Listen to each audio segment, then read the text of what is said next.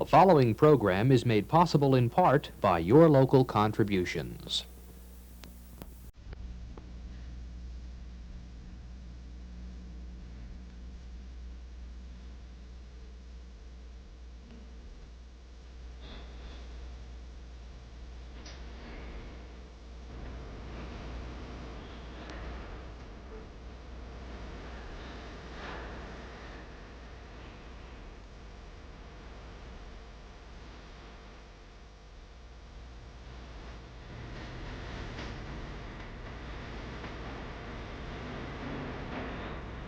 There'll be peace without end, every neighbor a friend, in every manner.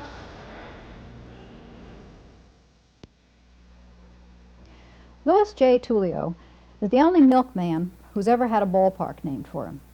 The ballpark is at Mercyhurst College. He's better known as mayor of Erie, but he's also been coach of 2 undefeated Gannon football teams. As a young man in college, he was awarded the Carnegie Medal for saving the life of a fellow student from drowning in the Charles River. Mayor, what were the circumstances that led up to that Carnegie Medal? Well, we were having an outing one day. This was in our senior year while I was attending Holy Cross College in Worcester, Massachusetts, and I think the outing was in Boston. And we were out in the Charles River, and we all rented canoes, and I think this one fellow didn't tell his partner that he couldn't swim, and when the canoe tipped over, naturally he started to swim ashore, the one fellow, and the other fellow was out there trying to hang on the canoe and was drowning. And so I saw it, and I dove off of my canoe, and I had all my shoes and clothes on at the time, and I kept him afloat. We had quite a struggle in the meantime, and I had to practically knock him out because he was trying to take me down with him, you know, because he was all upset. And so in the struggle, I got behind him, and I kept him afloat until the police boat came out after us, and when they handed the bar over, I grabbed it so intensely that when I got on the boat, as I kept on it, and they brought him ashore first, Johnny Walsh was his name, that they had to kind of take my fingers off because I was really hanging on for dear life because I thought I was going down with him a few times. Now, you were in Boston going to school. You have a bachelor's degree in science and a master's in education, right? No, I had a bachelor's science degree in business administration. Oh, in right? business administration. Okay, Accounting and and auditing. And a master's in education. Master's in education. Now, how did you get into football? Well, I was a football player and a basketball player and baseball in my high school days, and I received a scholarship to Holy Cross College, and then I played professional football in the Boston area, in the Worcester, Massachusetts area for a good number of years, and I always enjoyed football, and I enjoyed working with people. So I had my first coaching job at St. Peter's High School in Worcester, Massachusetts, and this is why I started to coach, and I also was teaching. And so I was a teacher-coach, you might say, for a good number of years. What made you decide to come back to Erie? Well, I was born and raised in the city of Erie, and my family was all here. And while I was going to Holy Cross College, I met this girl, Seal McHale. That was my first wife, and she since died, as you know. But I stayed true to the Worcester girl. She was a very lovely girl, and we got married, and I decided to go in the milk business. Her mother and father owned a large dairy farm. So I went in the milk business. I started with about 12 customers, and I bought a truck. In those days, I had to borrow $300-400. Those were the days that were very tough days in 1939. You had your dairy business in Massachusetts. Yes, it was in Worcester, Massachusetts, but after the first few nights with 12 customers, I lost 3 or 4 because the mothers told me the milk didn't agree with the baby. And then you lose some and gain some. But while I was playing professional football, it happened one Sunday afternoon. I was going out for a pass, and I dropped the pass. I wanted to catch it, but it dropped, and someone hollered out from the stands, throw him a milk bottle, he'll catch it. And it caught fire, and you'd be surprised right after that. My business picked up, and I ended up with about 5 trucks and over 2,000 customers while I was in Worcester, Mass. Then the war came along, and I entered the United States Navy, and I sold my business and went into the service then. So that after the service you came back to Erie? Yes. No, after the service I came back to Worcester, Oh, you did? Massachusetts, Massachusetts, and I started a dairy bar and restaurant.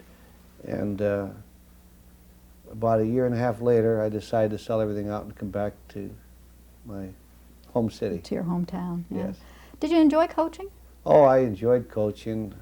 I had very good, successful years in coaching because I liked working with people. I think that's been my life, working with people. Yeah. Why did you switch to politics? Well, I used to tell my dad when I was a young boy that someday I'd like to be the mayor of the city of Erie, and I'd like to run for the office of mayor. And that was the first job I ever ran for, was mayor. And actually, I was when I came back to Erie, I was a teacher coach here in the school system, and also was coaching at Gannon College and the director of athletics at Gannon College, and also assistant to the president of Gannon College. And following that, I resigned and went back to the school system, where I became the assistant director of health education of the Erie school system, and then became the director of health and physical education. But as far as getting, you know, politics is kind of, takes a lot out of a person. You really have to give it your whole self, I would think. What motivated you to go from working for other people and what's kind of a normal job, I guess, to get into politics, which is kind of a different... Well, following my service as a director of health, physical education, and safety in the Erie school system, I became the secretary business manager of the Erie school system, and also was the treasurer of the Democratic Party. Ah. And I think that's when I first got tied up with the Democratic Party as far as an officer was concerned. But afterwards, I resigned as treasurer of the Democratic Party while I served as secretary business manager of the Erie school system. And That got your after interest. 5 years working with the party people, I decided to run for the office of mayor. And that was the first job I really ran for, was the office of mayor. And at that time ran against Michael Canavino, who was probably one of the best vote getters in the city of Erie at that time over a number of years. And we gave him a great fight, and I think I lost by about 400 or 500 votes. And then That close, huh? that was a very close race, yes. And it was a great fight. Then I came back and supported Mike in the general election, but just prior to the election, 10 days before the election, Mike died, and this one they put me up as a candidate against then Mayor Williamson. And I defeated Mayor Williamson by 3,000 votes. And your margin's been going up ever since. Oh yes, the last time I won by 16,000 votes in the city of Erie. Coaching is a kind of a job where you have to get people to work on your team. You have to get a lot of people to work together to be a team. In some sense, being mayor or being a political person is the same kind of a job. Do you see parallels? Oh yes, I mean, you know, in coaching you have to work as a well-oiled team, and in politics it's the same way. If you have people that don't work with you, then you're not going to be successful, because everything that the people that work for you, and I have people in very important jobs, reflects back on the mayor, what they do, their entire actions. How do you get them to work for you? How do you get a political team to work together? How do you get people to Well, I think to do what you want them to? Well, I have a certain philosophy, because I don't think democracy can work without politics, and I think that's very, very important. I think it's important that they know what my issues are, what my goals are, in working in the best interest of the city of Erie. And I think that you have to do and know the pulse of the people, and you have to know what people want. And Do they you like want people? good government. They want good government. Yeah, And I they like want integrity in government. I think that's very, very important. I think that we've been in an administration that has a reputation of getting things done. If you do things for people and you accomplish things for people, you're going to stay in office. If you don't, you're not. There are good politicians, there are bad politicians. They're the same there are in every profession. There are good and bad in all professions. But ever since this wake of Watergate, it's cast kind of a cloud, I would say, over all politicians. And this isn't fair, because there are some very, very good politicians, and again, there are some bad politicians. Okay, but you yourself, as a leader of your party in Erie and as the mayor, How do you get people, how do you motivate people to work for you? I How think do you approach them? maybe I can explain it this way. People either like you or they don't like you. And they like you for various reasons, they dislike you for various reasons. It's hard to say, but there's a difference between power and influence. If you try to use power, people resent that. I think people resent power. But influence, they like influence. If you influence them and know and explain your objectives and the goals that you're trying to reach. And people like influence, but they don't like power. And I've always tried to use influence in trying to put my point across in this great arena. And Now you define the differences by saying that power, if you're influencing somebody, they understand what you're after? I think they do it, they understand it better than trying to use power, because I am the mayor of the city of Erie. In other words, people don't like power. I think power brings resentment, and I've never tried to use the power of the office in trying to accomplish things. Naturally, in politics, you have to compromise, because you have to compromise, and you can compromise on many things if they're unimportant, providing you attain and reach the same goals that are in the best interest of the people of the city of Erie, which I'm talking to the city of Erie, because I am mayor of the city of Erie, so I'm leaving it to the city of Erie.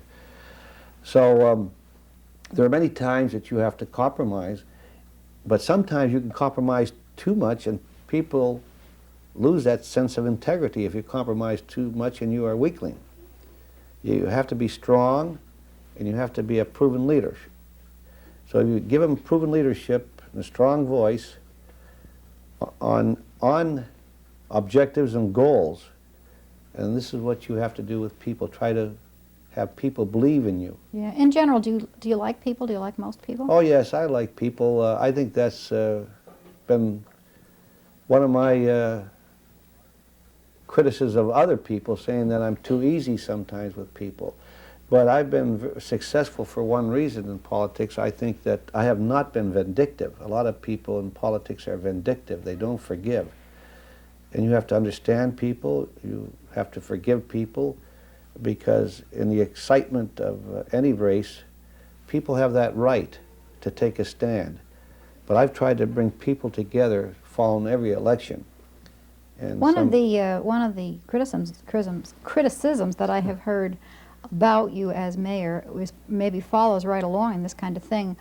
Some of the things I've heard are that because you don't like to make enemies, sometimes you give people the impression that you're on their side, and then when it comes right down to it, you know, you don't. No, I'm not. I tell them what I try to do. If I have anything to say to a person, they admire me for it, I say it to them. I don't say it behind their back. And if I have someone come into my office and they say to me, well, look, so-and-so said this about you, but don't tell them, then I don't want to hear it. I said, well, if you're going to tell me that this person said that, I'd like to have the other person come in and give his answer to it. And some people have done that. They're willing to face him, because I feel that there should be loyalty. Now, if I don't have loyalty, I don't want a person working for me. I think that you have to be loyal, because I admire the person. I don't like people that yes me to death. I like people, when I have my meetings with all my directors and my supervisors that help lead this city, I want them to tell me whether they agree with me or they don't agree with me. And I don't like yes people, and we have that in many of our meetings. But once I make a decision, then I expect them to stand behind that decision, right or wrong. And I'm willing to admit when I made a mistake. And I've made some mistakes along the way. Have you had any major changes that you've had to face up to, that you had to change your mind on a major issue? Oh yes, I have changed my mind on some issues, on some major issues, especially if I thought it was going to hurt the people of the city. I know that I just can't think offhand of one particular incident, but I know. Another half, I guess it's a half and half compliment, half criticism that I've heard is that as a boss around City Hall, you're a good person to work for. You're also loyal to your employees. But on the other hand, people say that sometimes you have difficulty delegating authority, that you like to be in on every single detail of everything that happens, and that this causes you and maybe them sometimes some problems. Do you think that's a fair No, I don't think criticism? that isn't a fair criticism because I can't possibly be in everything. I get upset that when some of the people don't make their own decisions, and I have some of them that have been weak at times, I expect them to make their decision, and I likewise will stand behind them. But if they make a mistake, then I have to call them in, and that has already happened, and tell them that I have to change my mind because I don't think it's in the best interest of the city. But I try to, a mayor cannot possibly do everything. But I have weekly meetings once a week, and this is when I expect my people to tell me things of what's going on. Because you have to have the pulse of what is going on in the city.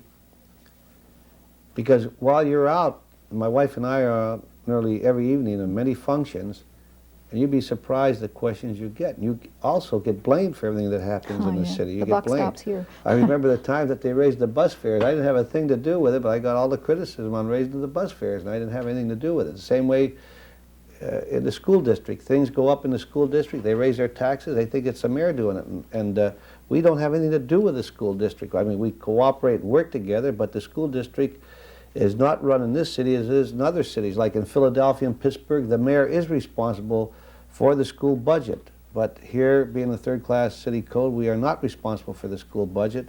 They have 9 men on the board of directors who are responsible for the budget along with the superintendent of schools. And many times we get many calls here that my wife has to answer and tell them it's a school problem. And I do not have jurisdiction. Even when the kids are not picked up on the buses, we get those calls once in a while. Another one of the accusations, this one I guess is made about everybody that's in any elected office, not necessarily you. You hear that when a politician is elected or a government person is elected, he spends his whole term thinking about being reelected instead of doing things for the good of all the people. Do you think that's generally true? I don't think it is, because I've only been Of reelected. other politicians, not of you. Well, I think that's where, again, you have to classify them good politicians, bad politicians. That's true. But I don't think that they can think all they want about it. If they aren't doing the right things, they're not going to get elected. I know that the first time I ran, I beat Mayor Williamson by 3,000 votes. The next time I ran against Bob Brabender, I won close to 8,000 votes. The last time I ran against Pat Cabianca, won by 16,000 votes. Because I think that we have given them proven leadership and a strong voice on the issues, and we debated the issues, we fought for the issues, and I think that we brought many programs and projects to City Council. And you know the problems I have with City Council at times. But I feel that we fought for these programs, and these were good programs and good projects, because we brought close to $100 million in the city of Erie. And these were programs and projects that I knew about as a director of U.S. Conference of Mayors. I serve as a director of U.S. Conference of Mayors. I go to Washington quite often, and we formulate many of these programs and plans and projects, then submit it to the administration and the federal government, and then they meet with Congress and they work out these problems. But I was there to get that money because the people of this city pay federal dollars, tax dollars, and state tax dollars. And they're going to continue to pay these federal tax dollars and state tax dollars because this is the way the law is set up. But I felt long as they're paying it and it's given all over the country, I wanted to bring our share back here to the city of Erie, and this is why I fought for that. And it's brought a lot of work here in the city of Erie. It's stimulated the economy here in the city of Erie, and it's helped the unemployment picture. And as you look around, you see the fruits of all our endeavors all around the city in making this an all-American city and a model city, a plan variation city, and now, from a survey, is one of the best cities in the country to live in, and the best in the Commonwealth of Pennsylvania. One of the things I think about Erie is that it's a city of a manageable size. You know, it's not one of these immense problems like New York. Certainly there's a lot of problems. Right. A person can make a difference in the city of Erie. Certainly the mayor can make a difference. That's right. Now we're taping this program before the primary, so we don't know what's happening there. But why do you want to be a congressman when you're obviously having a good effect in the city of Erie? What makes you want to go to the Congress? Congress hasn't been so marvelous lately. Well, I think that I feel that there's many people in Congress have not done the job now. I feel that there's a job to be done. I think that Congress, first of all, they get about $450,000 every 2 years to maintain 3 offices. We're talking about our district here, the 24th district. So you have a staff of people that can do things for people, that can take care of their problems. I feel that they should take care of these problems that people have. But besides that, a congressman should be a good legislator. He should be a good leader. He should have a strong voice to debate all these issues that are coming up in the interest of the country. And there are many, many issues that are coming up. They have a budget that's about $46 billion out of balance. They have an interest rate that they're paying at the present time about $30 billion. And there's many things and many challenges that should be done. There should be a ceiling on the expenditures, because if they don't do something in Congress... Wait a minute. I want to know why you want to go. Well, I feel that Do you think you're going to have as much of an effect in Washington as you have? Yes, because I feel that you have to debate these issues. You have to pass legislation that's going to help this country. So the same thing won't happen in this country that's happened in New York City, because it's, you know, they can borrow at will, but that money has to be paid back, doesn't it? It has to be paid back. We have to have a balanced budget here in the city of Erie. We couldn't operate without a balanced budget, yet in the federal government they operate without a balanced budget, and they're borrowing all this money, and if a lid isn't put on, something's going to happen. And the only way you can do that is put a ceiling on the expenditures and go after these programs and projects so that there are expiration dates on these programs and projects, so Congress can reevaluate them every year, and the ones that aren't helping the country throw out. The waste, and what I'm talking about is waste in the bureaucrats. Mm-hmm. All right? It's clear to me, I think, that you like politics, that Oh, I enjoy politics it. and government is something that you do enjoy. Yes. Would you ever, you know, when the time comes, what would you do if you were to retire?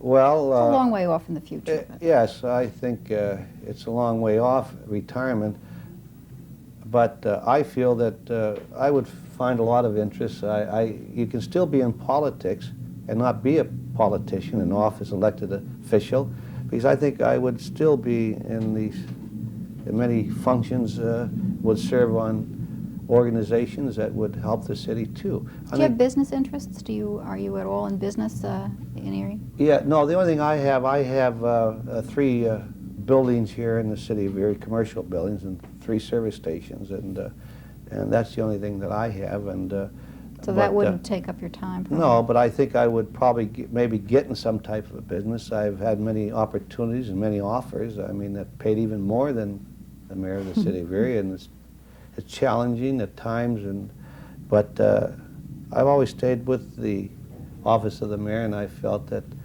I've been the mayor now 3 terms, and this is been why I your want to go on and prime try interest. to end my career in Congress and see what I can do on a national level. I think we've done our job here on the city level, and I've been a mayor 3 terms, Move and I on to think bigger now things. you give someone else an opportunity to see what they can do. Let me And ask it's you a about great challenge. Let me ask you about your family. You've spent a lot of time in government service. Is that hard on a family? Has it been hard on your family? Oh, there's a lot of pressures. There's a great deal of pressures on a family, yes. I brought up 3 children, and naturally it was difficult with my first wife, and then since I've been married to Grace now in the last 4 years, she's been a great asset to me also. I've been very fortunate. Yes, I had you've had 2 lovely wives, right. and I think God has been One good thing to that me. I've heard all over is that you have indeed Yes, been married to and, 2 exceptional women. And Grace and Tell I... the story about when you met Grace. I met Grace on a Caribbean cruise, and it was really a humorous story. I met her, I was standing behind her in line just before we got on the Queen Elizabeth, and I met her the next day with her girlfriend, and so I invited her. I was with a group of about 6 couples, and I went with my daughter, Marilyn Lou. So I invited her down to the captain's party that evening, and the 2 of them sat with us with our party. And so that evening, when the music started to play, naturally I asked her to dance, and she told me she didn't dance. Then they were passing the drinks around, and I asked her if she'd have a drink. She said she doesn't drink either. And then someone was passing cigarettes around. I asked her if she wanted cigarettes. She told me she didn't smoke. Here was a 10-day cruise. I thought, what a dull trip this is going to be. She doesn't drink, doesn't smoke, doesn't dance. So kiddingly, I said to her, I want to ask you 2 more questions. I said, by the way, I said, being a Catholic, I said, what's your religion? She said, I'm Protestant. I said, I figured. I said, being a Democrat, I said, what's your party? She said, I'm a Republican. I said, well, that ends it. I said, we were just opposites, but we went together for about 1.5 years. She comes from New Jersey. We went together for about 1.5 years, and we got married after I knew her 2 years. And Grace was never married before, and so naturally, all my children were growing up, and they love her also. And she's been a great asset to the city of Erie. She's been very active, and she makes a great wife and helps me a great deal as the mayor. Let me get back to another political question. President Johnson used to be called a wheeler dealer. That was the favorite thing people like to say about them. Do you think that all politicians have to be wheeler dealers a little bit? Well, I call it compromise, and you have to. I mean, if you can't compromise, I think that's the difference, say, in a statesman and a politician. I would say that a statesman knows how to bend without bending. You know what I'm saying? He knows how to bend without bending. But as I explained to you early, I think that is a true statement. Because you have so many organizations that are on you all the time to do certain things, and you have to evaluate the things that they are requesting. And this is why I say I call it compromise instead of wheeling and dealing. I don't like the term wheeling and dealing. It has a funny connotation. Yes. Do you think it's important for a government, an elected official, a politician, a government person, to be a man of style? Do you have to, as you advance in your jobs, do you have to dress sharper? Do you have to live a little differently? Do you have to adjust your lifestyle? Is that an important factor? Well, I think it's important because I think the first impression is always lasting, and I think that people judge you, especially in the office of mayor.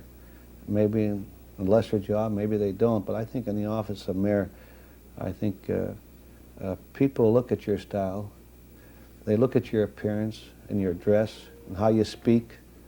I think that's very, very important. How do you manage to do that, to change your style without slighting your old friends? You know, is that hard? Well, I've always been, you know, a friendly fella, and I think this is probably some of the reasons you hear some of the criticism. I've always been friendly, but I know how to make decisions too, and I make them. I stand behind my decisions. I also know that when a person is wrong, that I call them in the office, and we have suspended many, many people, but they know we've been fair and just in these suspensions. I think that when people try to be vindictive or retaliate because certain things have happened, I think this will hurt politicians. And this is one of the reasons I think I've been successful, is I was always able to bring people together. I was always a good organizer. And I think this is what is important for elections, to know how to organize, to know how to treat people. As I say, people like to be treated fairly and justly. And if you treat people fairly and justly, they're going to like you. And I think this is what is important in politics.